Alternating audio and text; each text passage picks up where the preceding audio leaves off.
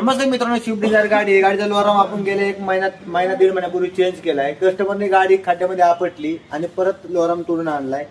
Original part आहे म्हणजे त्याची वॉरंटी गॅरंटी अशी पण नसती. पार्ट तुटल्यानंतर वॉरंटी गॅरंटी काहीही नसते. कस्टमर आता आमची वॉरंटी गॅरंटी. कस्टमर जुने कस्टमर आमचे विपुल शेठ त्यांचं नाव आहे. हे पाहू शकता गाडी एवढी जोरात आपटली ते म्हणले की माझी गाडी आपटलीच नाही. हे पाहू शकता पूर्णपणे ऍप्रॉन इथं बेंड झालं. हे पण पाहू शकता कधी पण ज्यावेळेस गाडी समोरून ठेवली त्यावेळेस इथे डॅमेज होतं आणि इथे डॅमेज झाल्यानंतर सगळ्यात महत्त्वाचं ह्या गाडीचं रेड वरची जे कान येतं हे कान वरच्या साईडला जातात. हे वरचे कान येतं हे कान ज्यावेळेस गाडी पुढे ठेवते त्यावेळेस हे कान तुटतात. कान तुटल्यानंतर कुलंट निघून जातं, गाडी गरम होते आणि ज्यावेळेस पुढून ठोकल्यानंतर पाठी मग रेडचं इथं होस पाईप आहे. हा होस पाईप फॅनला असतो आणि होस पाईप सुद्धा तुटतो, त्यामुळे हे पण लक्ष दिलं पाहिजे. आणि दुसरी गोष्ट इकडे पण पाहू शकता, इकडे पण सेम कंडिशन अशीच होते. इथं पण पूर्णपणे डॅमेज झालेले.